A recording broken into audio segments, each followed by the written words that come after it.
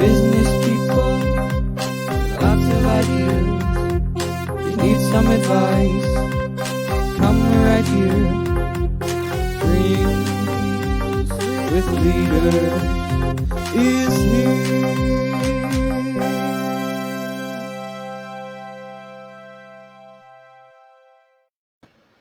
Where are you, Scott? What is that? Is that baby seat?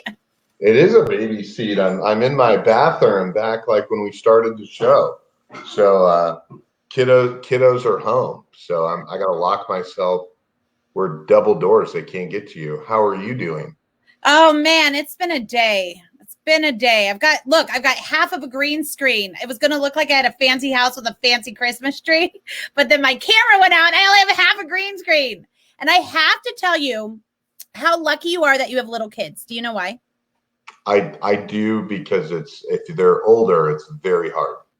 Well, with school. One thing in particular is very hard right now, which I've spent 90% of my day on today. Have you heard of the PS5? The PlayStation? Yes. The only thing my 14-year-old wants for Christmas that Best Buy was going to put out today, and I was up at my computer about 6:30 a.m. waiting for this thing to come out. And you can no longer beat the AI bot game on there, right? I don't have a bot. I'm just a mom trying to buy the PlayStation, and 6:30 wasn't early enough for a 10 a.m. push out. So it's been a day.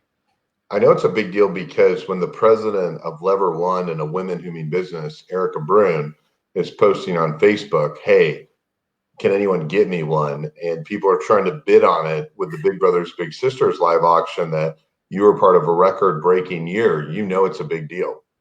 Yeah, that PlayStation at Big Brothers Big Sisters went for $12.50, I think. Because I bid on it and I was like, I capped mine out at too high, but I couldn't go $12.50. I love my kiddo, but I couldn't go $12.50. Yes, Big Brothers Big Sisters, $1.355 million.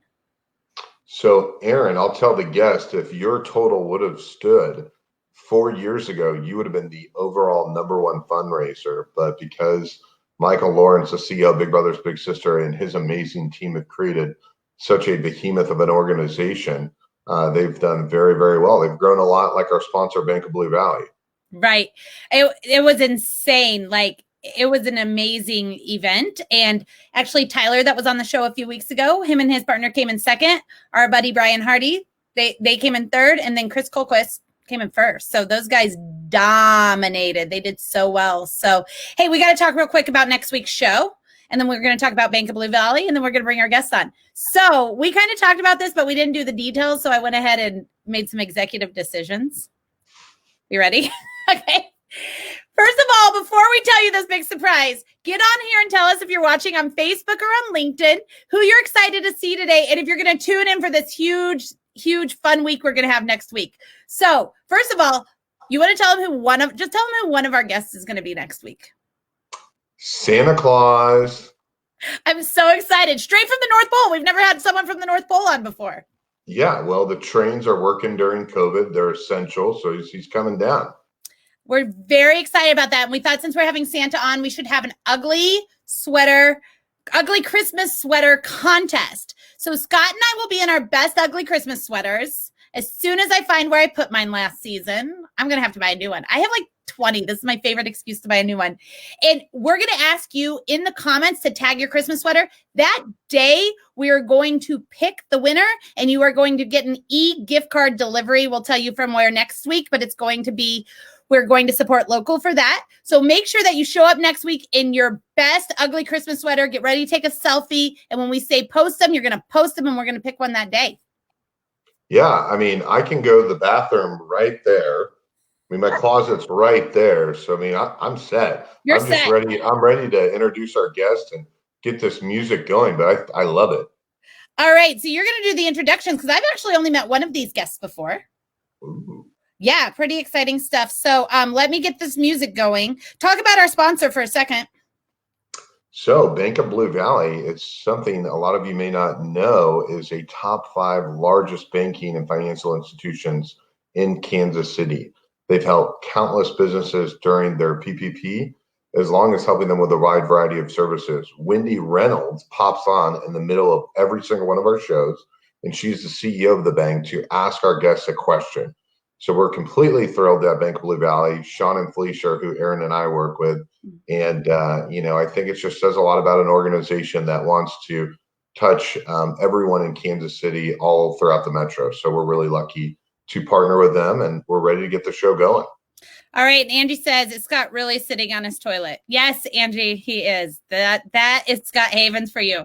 So jump on here. Let us know who else is here. Angie's a former guest. Let us know if you're going to participate in our Ugly Sweater Christmas event next week. And then you know what I'm going to play today? Since we have a powerhouse all-women show, I'm going to play The Man by Taylor Swift because she had another great album come out this week.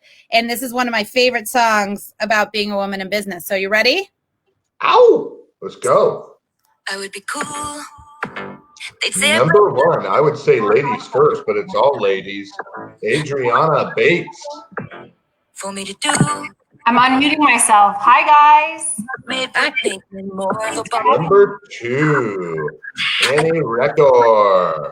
I'd be an alpha type when everyone believes Number three, the sweetest person in the world, Ashley McDonald. running as fast as I can.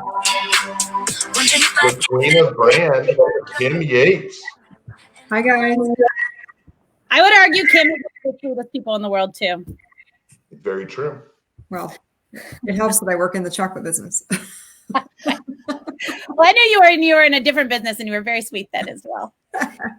Well, welcome everybody to the show. We're so excited that y'all jumped on and dealt with my craziness while I was trying to figure out how we would have the show today. So thank you for being amazing. We are just going to start with you, Adriana. Tell us who you are, what you do, and how you end up here today. Thanks so much for having me on. Again, like they introduced, my name is Adriana Bates. I'm a partner of Clear Mortgage. We're a local mortgage bank here in downtown Kansas City. We are actually clients of Bank of Blue Valley. So thank you, sponsors. Our depository accounts are held with the bank. And what we do is try to come up with a creative solution for residential financing. So it doesn't matter your income status, your credit status, or if you have a unique self-employment scenario, we try to make the process as seamless as possible for our clients. Awesome. That's a great intro. That was a great intro. You set up you did all the things right. Thank you very much. I followed directions. No, I'm trying. All right, Annie, who are you? What do you do? And how do you end up here today? Well, hi guys. I'm Annie Rector, and I'm a co-founder of Third Avenue Events. We're a local boutique event planning firm. So we do third-party event management, a lot of things in the incentive space. We have some corporate clients. We do a lot of automotive stuff. Lots of fun. 2020 has not been kind to us as an industry, but that's where we are. I'm born and raised in Kansas City and started here as an internal planner for a couple of large corporations. And so when Kristen, my business partner, Kristen Hems, and I decided that we were going to just launch out on our own, we jumped off a cliff, stayed right in Kansas City, and have been going ever since. We just turned 6 this year. It's very exciting. Awesome. Well, 2021 is going to be better. It's going to. We have to. We're going to be ready. I'm ready to go to events. I know it. I know you are. Everybody is. Well, thank you so much, Ashley. Who are you? What do you do? And how do you end up here today? Well, hi, everyone. I'm Ashley McDonald, and I work for AdventHealth. So I've been with the organization for almost 13 years, spent 10 of those years in marketing, and then transitioned into more of a business development operations role for our South Overland Park location that is at 159th and Antioch in the Blue Hawk development. So it's all outpatient services right now and transitioning into a full service hospital that will open in fall of 2021, I should say. So very exciting. That will be here before we know it. I am originally actually from Omaha, Nebraska, and went to University of Kansas, so Rock Chalk Jayhawk. And then I met my husband at KU, and he is from the Kansas City area. And so that's how we ended up making home here in KC. Question, Ashley, what is event typically most well known for? And then when does that become possible out south where a lot of young mothers and young families are?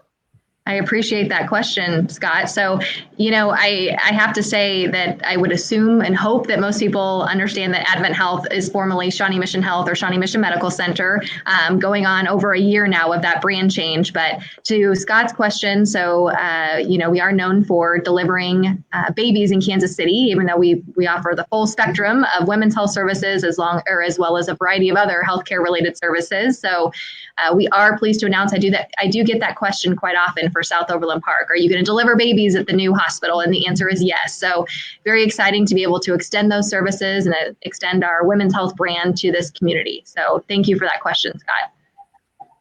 I had my baby right before you guys turned into AdventHealth. So over here, and it was wonderful. Well, thank you. I had 3 there too. All 3 babies at your hospital. Very good. Did anybody else? I actually had my first one in a bigger city down in Dallas, Texas, and it was light years how much more amazing it was to have it at AdventHealth, honestly. We've never met, but I'm just telling you. I was going to say, I didn't prompt you to say that, did I? Thank you. Years how much better it was. All right, Kim, who are you? What do you do? And how do you end up here today? Hi, I'm Kim Yates. I'm the Vice President of Marketing for Russell Stover, and we are focused on turning around this exciting 98-year-old brand that stands for box chocolates at Christmas, Valentine's hearts of the Valentine's Day season. We're the leader in bunnies at the Easter season, and we have a really strong sugar-free business. So Russell Stover is a brand that everyone knows and loves, but probably associates a little bit more with their grandparents than with themselves. So we are in the midst of a brand turnaround, brand reinvention, which is a super exciting time for our company. I'm originally from Kansas City. I grew up here. I went to Mizzou, so not Rock Chalk Jayhawk, the other thing, MIZZOU. And I started my career with Procter & Gamble here in KC, spent a few years here, and then moved all over the country with P&G, and then came back here about 5 years ago to help revitalize another brand that was in need of revitalization, which was the Lee Jeans brand. And I was with Lee until they decided to leave KC a couple of years ago. So that's me. Kim, so it sounds like you work with a lot of small brands. Aaron has a real quick question, but just to give everyone understanding on why your organization is one of the best kept secrets, or maybe not one of the best kept secrets in Kansas City, how many people do you employ? What's the breakdown in terms of retail and your other businesses? And then what's your fastest growing category that you referenced earlier? Yeah, great questions. Across the country, we employ about 3,000 people because we have our own manufacturing plants. A couple of them are close to Kansas City, one in Iola, Kansas. And then we have one in Texas, and we also have one in Abilene, Kansas. But then here in town, we have close to 300 people in our office right off the plaza. So yeah, that is our breakdown of our company. And then I'm totally forgetting. In terms of everyone thinks of you as a retail brand. Oh yeah. What is that breakdown of how you get to the customer? Yeah. So actually the majority of our business is in the wholesale channel. So between grocery customers, drug customers, and Walmart, Target, that's where the majority of our business lives. We do have about 15 stores nationwide. And then we do have our russellstover.com site. And then in terms of our fastest growing category, I mentioned this at the end, Russell Stover about 20 years ago was really a pioneer of getting into the sugar-free chocolate space. It was in response to a lot of people that had been lifelong fans of Russell Stover who were actually diabetic. And so they went about creating candies that were just as delicious as the Russell Stover chocolates that everyone had come to know and love, but to do it in a way that was sugar-free. Now, as habits and practices have changed, there are many people that are not diabetic that are looking to cut sugar out of their lives. So that's a business that we see just continuing to grow for us. And your chocolate covered strawberry business over here off of Shawnee Mission Parkway, Russell Stover's, is amazing. It is. And then I have one more, Scott. A couple of years ago, I actually spoke at a conference, the Lyceum conference, and Kim and Wendy Reynolds spoke together at that same conference. We did. I could have said that. Yeah, I'm so lucky to be here because I've had the chance to connect with Wendy, Scott, and Aaron. So the trifecta. Well, we're very excited to have you here. I want to jump into the comments really quick because we've got people starting to jump on. People have been on, but start commenting. First of all, Scott, John is impressed that you got so creative during your work from home time and you found that quiet spot in your house to work from. Thank you, John. And then Ashley got all sorts of people over here, Miss Robin Levine. And then Miss Stacy Prosser is a 3P having her babies at Shawnee Mission. Whoa. So lots of stuff going on there. Okay, so we all know that it's been a weird year for really all of us. Annie, you kind of referenced it earlier. What we found is that our viewers really like to see some of the positives. This is a show that people really come on, they laugh, they have a good time, they get to learn a lot. So could you please tell us, we'll start, Adriana, let's start with you. Can you please tell us of one of your, Adriana, I just have to tell you, honestly, one of my favorite models ever was named Adriana, and you kind of look like her. So I'm like kind of like in a weird fangirl spot right now. So anyways, can you tell us one of your wins that you've had during this past year?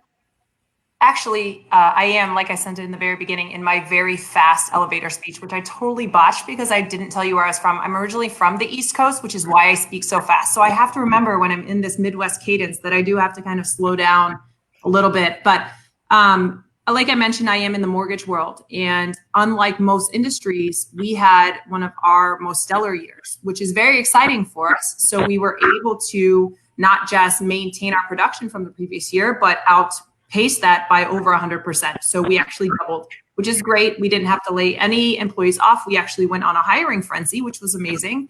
So we're now up to about 25 employees, and we're growing, and we hope to grow again. And one of the biggest things, which you can kind of see some of my scaling in the background, is how to scale in a more planned and, I guess, proactive instead of such a reactive way. But it's exciting. Were you a little scared at the very beginning? Because people were kind of all over the place with the housing industry. What was going to happen? Were you a little scared at the beginning? I would be totally lying if I said I had no fear. But yes, of course we had fear. I remember to the day, March 9th, when when Wall Street and when the market started to actually react to what was going on with the pandemic. I think I might have called Annie and actually vented to her to be like, hey, I might not have a company here in the next couple of weeks. We were very stressed out. Fortunately, and you can, regardless of what side of your political view you're on or on the political view, the economy is usually stimulated by lower interest rates. So I think regardless if we had administration change or not, interest rates are going to remain low. So that encourages our business immensely for the general consumer too. Awesome. Annie, I know it's been tough on the events industry this year. Yeah. Name a win. Like there's got to be something this year that you can look at positively. Name one of those for us. I think we still have a really good positive outlook on this year. So first off, we're still here, which I think is huge because a lot of event companies have already had to close their doors or say, we're not, if they can't pivot, if they don't have just kind of the strength. We had a great year in 2019. And so it really set us up for success for this year. We hadn't had to lay off any of our contractors. We managed to get and keep office space. We have several new clients in our repertoire at this point, and we're learning how to do things a little bit differently. How do we make things a little bit cleaner, clearer, faster, and still have that attention to detail that our clients have come to know with us? So even though we're not on the road, which is good and bad, right? I don't know. I've spent a lot more time with my family this year than probably just like you guys, right? Plenty of time at home where usually I'm on the road a lot. So I think this year really hard, but a win. So new clients, we're doing new things that are fun and exciting. And we're still here and we plan to be here for the long haul. So we're looking forward to better times, but setting ourselves up for success to continue on those times. Did y'all jump into the virtual event space at all? We did. Scott, waving. You did an absolutely wonderful job with Peter Maluk and creative planning with the board KC Can, where they give away over $100,000. Annie's company did it all, and it went incredibly wonderful. And I know you do that for a lot of other folks. What are some other virtual events that you've done, or what's your favorite part about now doing the virtual events? This is super, super just selfish, but the best thing about the virtual event is that my feet don't hurt at the end of the day and cleanup is a breeze. I don't know if you guys have ever been on the planning side, but cleanup takes forever. You're throwing things in buckets and you're trying to make a plane, and it's just crazy. And so that is so nice. And my feet don't hurt nearly as bad. But the virtual, we've done several virtual events. We really excel as a company at the attendee experience. And so that's a super hard part of the virtual event, is to create that experience from the beginning to the end, and make it consistent and really good for not only the attendee, but also for the planning company. So we've done a couple of, we've probably done 6 virtual events, I think, this year, a few nonprofit gala type events that kind of run the gamut. We've done also some all company events. And then we're doing several little virtual cocktail hours and things like that. So it's the technology is always a little bit squirrely. Aaron, as you said at the beginning, sometimes you're like, well, I guess today we're working with one camera. So yeah, there's challenges for sure, but we are ready to get back in front of people face to face. Let's meet. Well, I appreciate you jumping in when my stuff went out and asking everyone where they're from and having a whole conversation. You knew exactly what you were doing. And I want to show this comment right here. Travis says that he heard it was a great event that you guys put on. So one quick shout out, Travis heads up their pension law enforcement business, and he's a law enforcement officer himself, serving over 25 years. So wow. She went, yeah, so he liked your event. You're in good well, terms. I had him do a coffee at Hallbrook, and a bunch of people thought I was getting arrested, and it was just Travis and I getting coffee. I mean, he's a man in uniform, so a lot of people were checking him out. And so, but I was, but when people know me, they're like, man, you getting arrested again? I'm like, no, it's 9 o'clock. It's a Tuesday. Just coffee. We're good. Just a Tuesday. Ashley, how about you? Your industry's been insane this year. What are some of the wins that y'all have had? Yeah, it's definitely been an interesting year for healthcare, that's for sure. So I would say, looking back and trying to reflect on some of those positive moments, certainly being in a situation at the South Overland Park Hospital within AdventHealth, continuing to move forward on construction. So we really didn't take a pause in that overall project, which is really exciting. We certainly understand the importance of extending our mission and being able to serve Southern Johnson County, as well as some of those other communities south of us. And Scott can speak to that. He sits on our advisory council, so we're very grateful for that. So I need to give him a shout out for that. And then honestly, the community support has been overwhelming. So I don't directly care for patients. Obviously, I'm in a business type role, but we were certainly just humbled by all of the support from so many churches, from so many organizations across the city that would come in and want to bring our caregivers, our physicians, our nurses, everyone, whether it would be food or, anything to just help them feel supported, was really, really impactful. And I can't say enough about this community. I mean, I have always been so proud to live in Kansas City and to be a Kansas Citian, but then you go through something like that and you just see all these people come out. It really was amazing to watch that. I know it's very much appreciated by our staff. So certainly a highlight through all of this.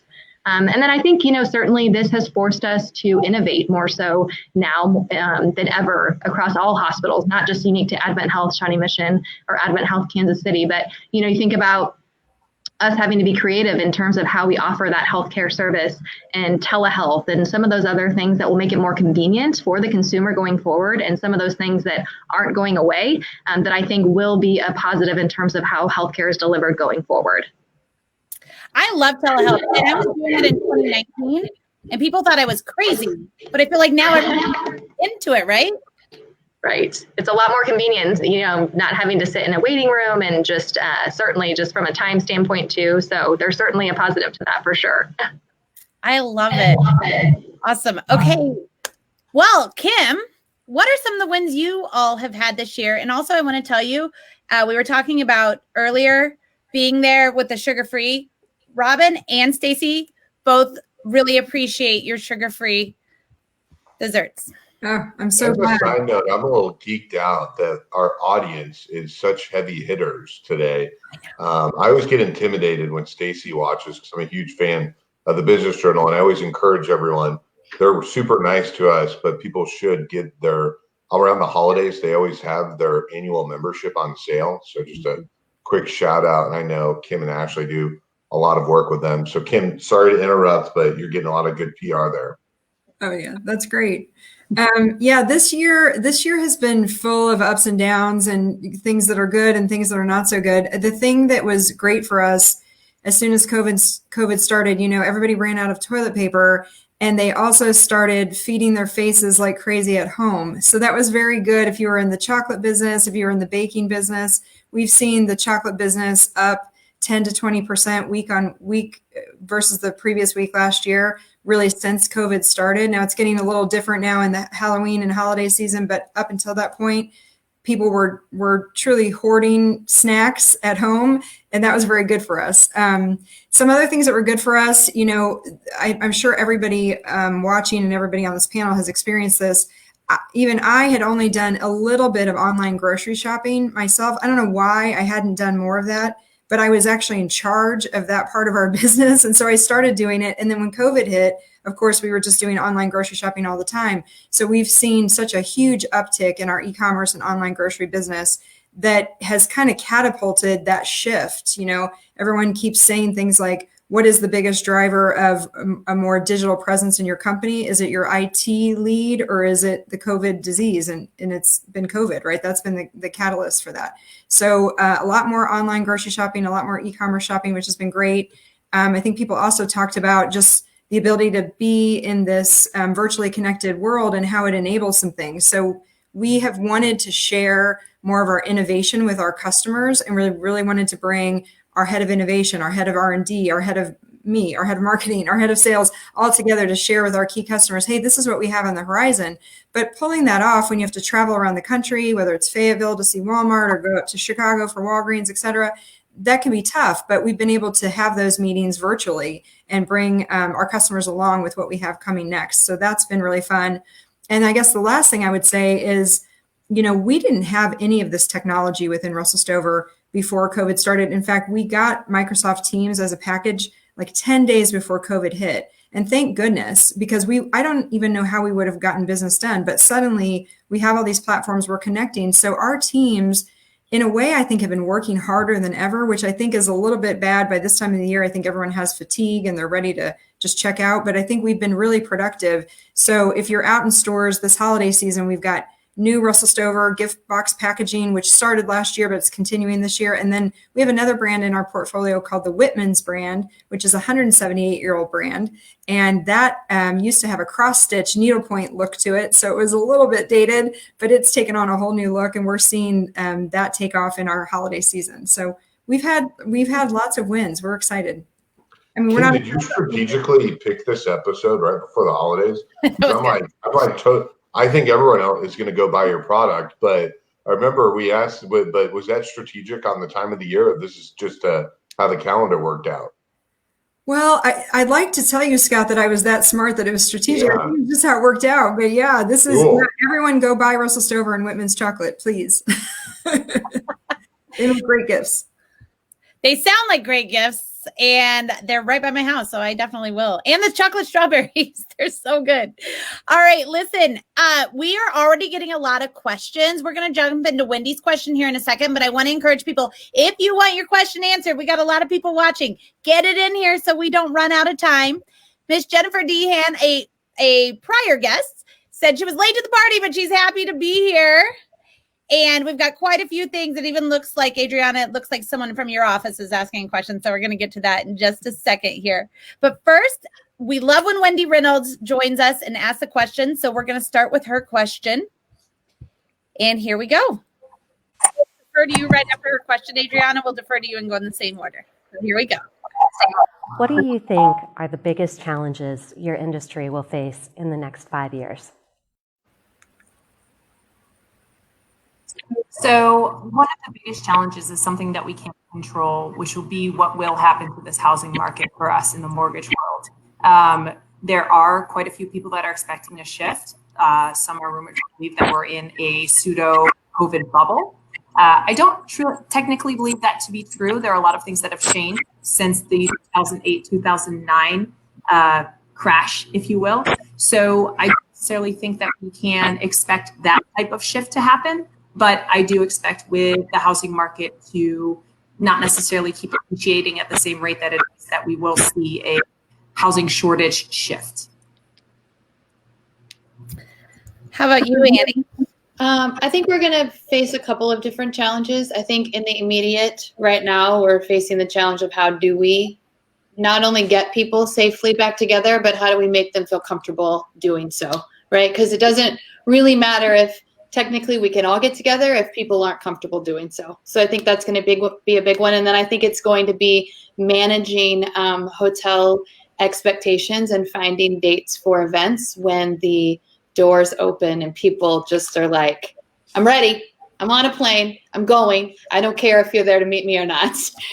Because I do think we've had quite a bit of our hotel partners are working really hard to keep their doors open and to keep moving things out. And so, 2021 is really booked. 2022 is starting to get very booked. If you're a company that doesn't plan super far in advance, one of the challenges we're going to have to be facing is how do we find space at a place you want to be that meet the dates that you have. So.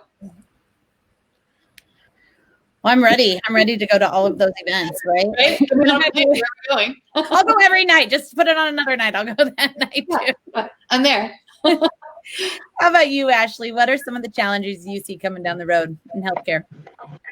Yeah, when I reflect back, obviously, on this very challenging year, and I think about our physicians and our nurses and just the emotional resiliency that we need to make sure to try and maintain. And I think one of those challenges is just making sure, obviously there's hope that there's a vaccination and that that's on its way, but certainly there's still a lot that's ahead of us to navigate through. And so I think just making sure that we have the appropriate resources and tools to keep them emotionally well and help to reduce that burnout, because certainly they've been working hard for so long. And so I think just trying to do whatever we can as an organization, and really it's not just, of course, unique to AdventHealth, but certainly all of the hospitals and frontline caregivers as well as first responders. There's so many people that are impacted by this from that regard. And so just making sure that we have the appropriate infrastructure to support them going forward. Just a random note. Have you guys already started on the vaccine? Are you one of the hospitals that received the vaccine yesterday? So there is communication going on right now about that in the next few days, as far as the distribution here in Kansas City to our hospital. So plan is underway for that, which is really encouraging. Yeah, it's been really fun to watch. It's fun to watch on Twitter. I'm watching it on Twitter. We're getting all amazing news, but awesome. How about you, Miss Kim Yates? What challenges do you see coming down in the next 5 years? Yeah, I think that there's a couple that we're most focused on. One is, we were talking about the sugar-free business earlier. As people become more food aware or really conscious of what they're putting into their bodies, it's tricky to be in a business where you have chocolate and sugar and lots of things that are delicious, but maybe not the most healthy ingredients to be putting into your bodies. And so we are evolving and looking at different ways, new ingredients. We actually are launching something in the more organic space this summer. And then we're looking at other things in the vegan space, gluten-free, even CBD. So don't tell my boss I said that, because he doesn't believe that we're going to go there, but I think we should. But we're really trying to incorporate better for you ingredients into the chocolate space. So I think that's one big thing that we think about over the next 5 years. And then the other is just, outside of that piece of business, we are a gifting brand. We stand for gifting at these key holidays. And so there are always new things that come into you're not just competing with other types of chocolate. When you think about gifting, you're competing with all kinds of things, whether it's not really diamonds, but it's all the things from cars to diamonds to fragrances to electronics, different technology. And so as there continue to be new hot things that are on people's wish lists, we just have to make sure that chocolate still remains that on top of gift that they give to lots of people in their lives. Well, it's on the top of my gift list. So. Excellent. Got one right here. And it's also on the top of my 8-year-old. Yesterday, I was having just a weird emotional pandemic moment. And she said, I can go get you chocolate in the kitchen. So she's thinking about it too. So you got a long time coming. All right, we are going to jump in here. Keep asking your questions. Keep comments going over here. We're super excited to see everyone that's tuning in today. Adriana, we've got a question for you. You spoke about being able to go on a hiring spree. How have you been able to hire and manage good people in this COVID world? I think that any entrepreneur that's sales driven, which is my personality, on the personality profile, high D, high I, hiring, firing, and managing people isn't necessarily my strength. So I think understanding that and then delegating that to another staff member has been the biggest way for me to go ahead and be successful in that piece. I think company culture, particularly in a smaller company, is always something that is going to be just a little bit more difficult until you have a full department, maybe someone like Third Avenue that could come in and do all the things for us that would make employees feel appreciated and keep that culture going. I think that is something that you truly have to delegate and have someone that is there to hire, fire, set proper expectations, and keep that culture within the company really positive. Have y'all been doing virtual interviews and virtual hiring? Yes, I have, which is very different. But I have learned some tricks too, which again, I go back to my DISC personality profile because I do have a slight sense of salesperson ADD where I look behind them and I'm like, I need someone very attention to detail. Are their bookshelves organized? Or what does the papers look like in their desk? Like I'm really looking at those things as I'm going through my gamut of questions and making those decisions. I want other people to answer that question as they're talking about hiring, because that is something that's become really unique, because I jumped on a call to hire someone and I was like, whoa, for a 22-year-old, that's a really well put together office setting. And so I feel like people are getting coached now, as that's the new show up 15 minutes early. All of us are old enough where you had the cardboard resume paper. It's a totally new different ballgame of what you were taught to do. So that's super interesting knowledge for a lot of our listeners. What if they have a virtual background? What do you do?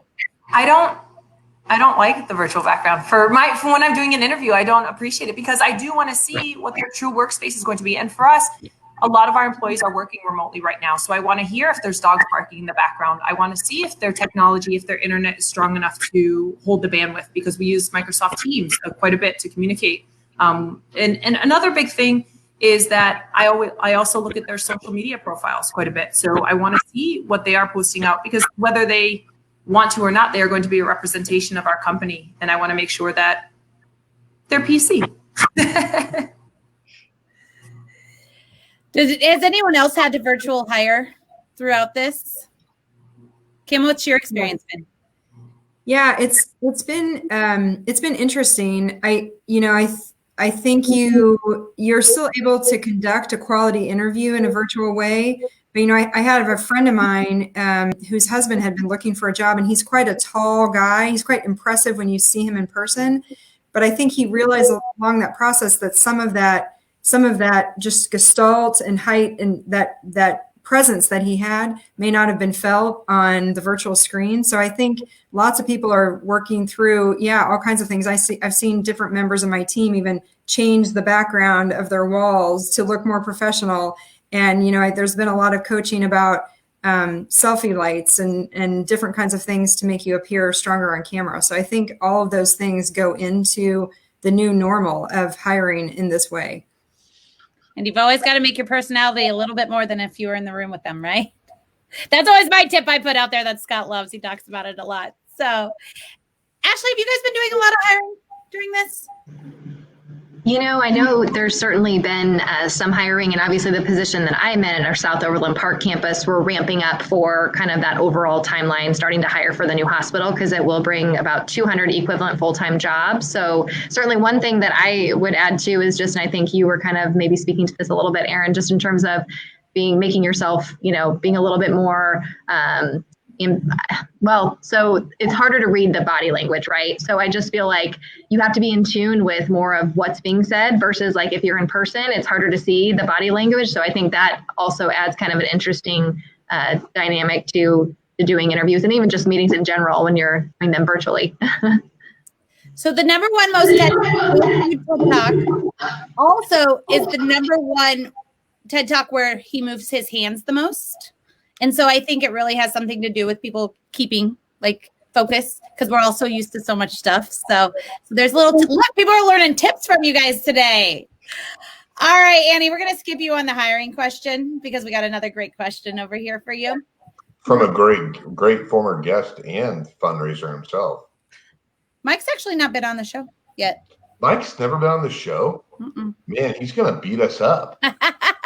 So Mike Meyer, who does Band of Angels and Meyer's Music, he says, and so it's a couple years in on his event. He would like your best tip for now taking his event national. He's really killed it locally. Out of nowhere, yeah, he raised a ton of money this year right in the middle of the pandemic. So Nice. Sorry, go ahead. No, that's fine. Awesome.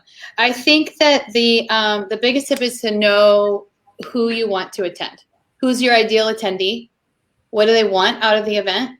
And where will they go? So I might want to go to an event, but I might not want to drive somewhere. I want to fly instead of drive or something like that. So I think if you're talking about an in-person event and understanding what your attendees want, what they get out of it, why they're choosing to spend their time and their money at your event, and then understanding how you can best meet their needs, where do you have to go to do that?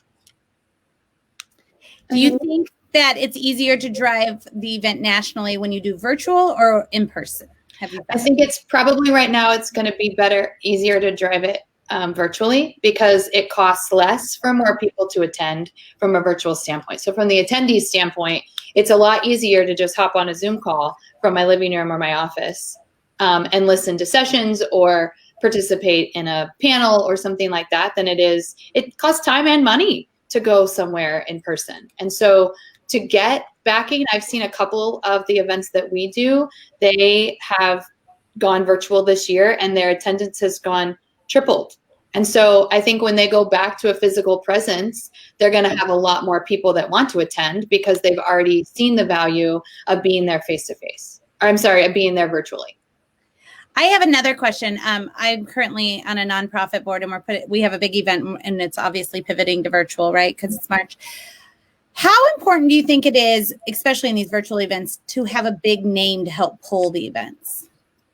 Like a big name speaker, a big influencer. How important does that come to an event, especially in the virtual space? I think from a nonprofit standpoint, I think it really is more your emotional tie. So I don't think it's necessarily the name of the person. I think it is the emotional appeal that you're making to people. Because what you're trying to do is raise money for a cause that they believe in. So you need to find a way to communicate what the cause is and how they can help make a difference.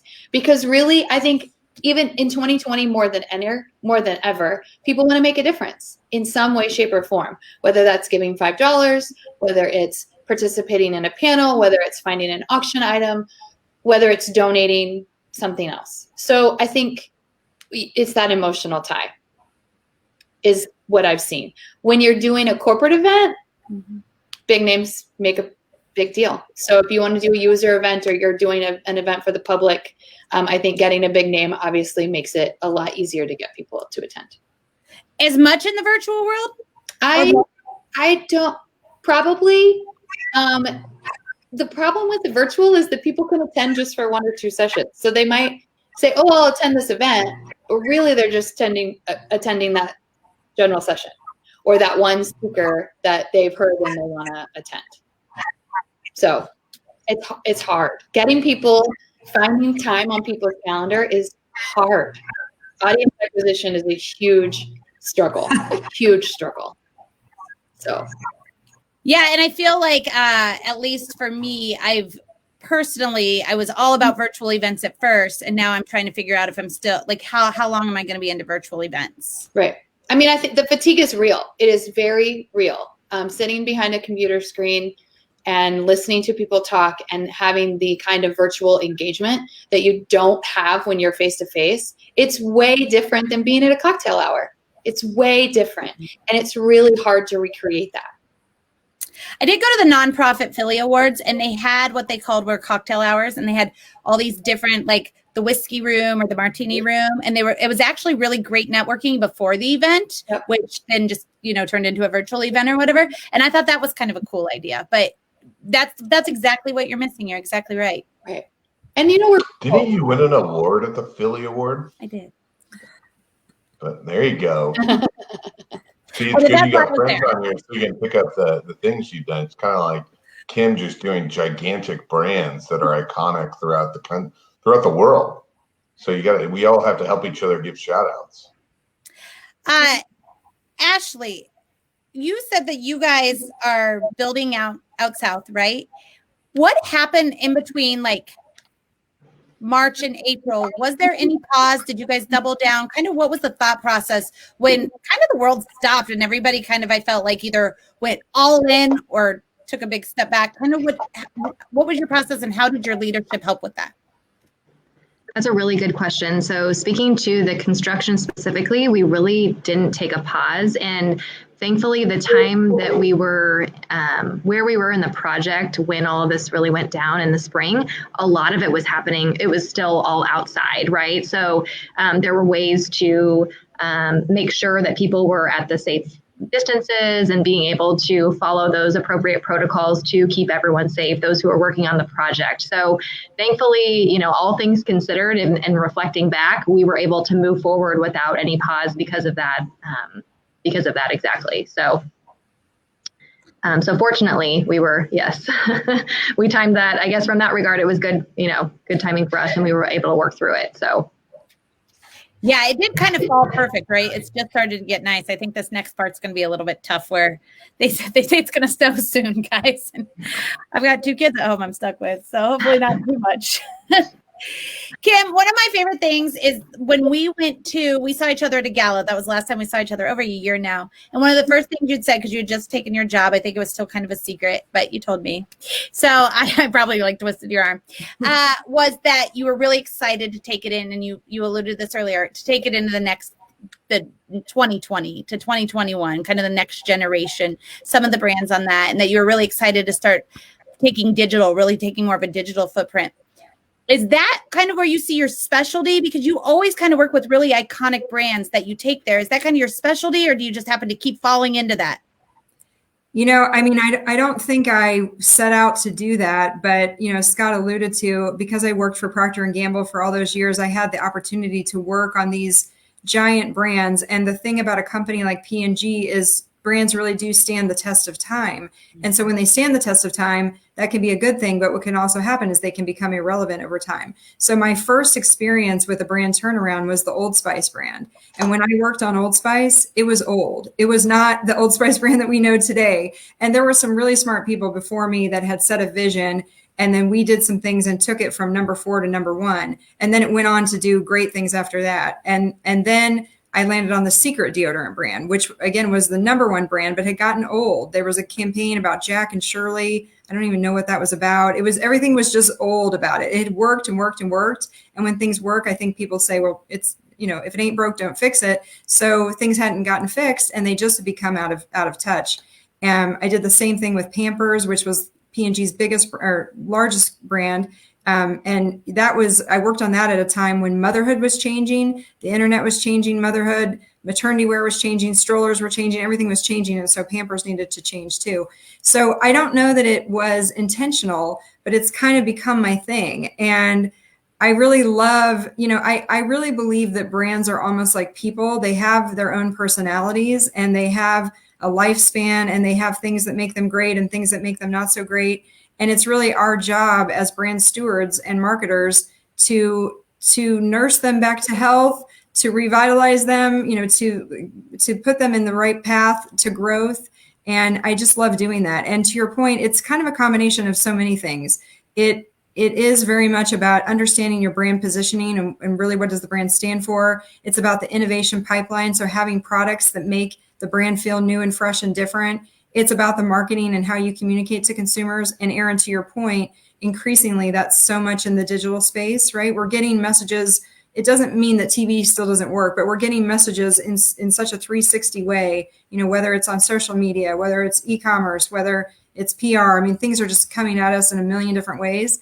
And so we really have to attack all those angles as we seek to reinvent these iconic brands. It almost seems like you got an alley-oop with COVID happening. You couldn't avoid digital anymore. Yeah, it definitely helped us. It made us look like rock stars when we really hadn't done much. The one thing I do love about Russell Stover's, though, is I think that a lot of people have memories. I wanted to share Angie's memory. She said her grandparents lived just outside the Iola Russell Stover's, and we used to go visit and get the damaged chocolates in the store attached to the plant. So I think they're part of a lot of our childhood memories, especially from this area. That's so great. Well, actually, I know, Erin, you were talking about one of the retail stores. Our retail stores really are in place because we needed a place to take those damaged items, and we call them bloopers. So you can go there and you can get Russell Stover bloopers. They taste the same. They just don't look quite as pretty. So if you're okay with that, you can go and get some less expensive bloopers at your local Russell Stover retail store. Yes, and it's going to be part of my kids' childhood memories because we always go over there for both I've said it like 27 times now, the chocolate-covered strawberries. They're very good. I sound like I'm obsessed, which I kind of am. All right. So this is growing market. It's so good. So good. Now you know what to get me for Christmas, Scott.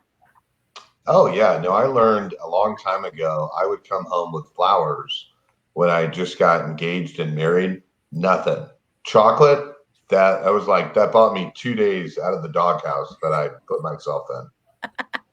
I saw a meme the other day that said, is your girlfriend or wife or whatever in a bad mood? Just go get her tacos and margaritas and ask her to tell you what happened.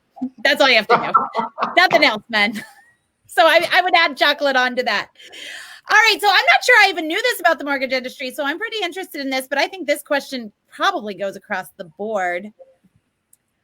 Adriana, what is it like working in a male-dominated industry?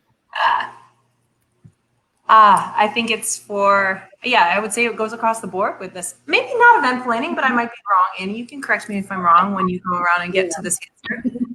I think it is about knowing your trade, knowing your craft, presenting it well, and not letting the fact that it is a male-dominated industry get in your way. I think as strong women, we hit our glass ceilings a little bit faster in corporate America.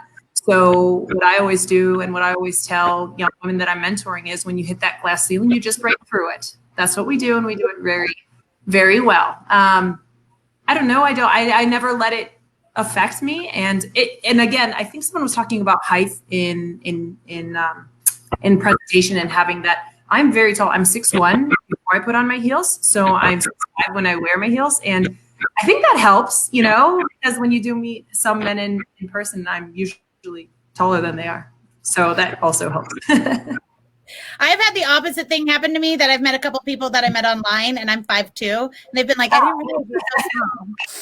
I'm like, I've got a big personality. I just don't think if we think about it, I think we do what we do it well, we do it aggressively, we're passionate about what we do, and then we just keep moving forward. I wonder if you're having a lot of success too, because you have such the East Coast drive and attitude, and you're the Midwest. People are like, yes, like you're like, I love it. I love the East Coast so much because stuff happens fast and you're so determined in the East Coast.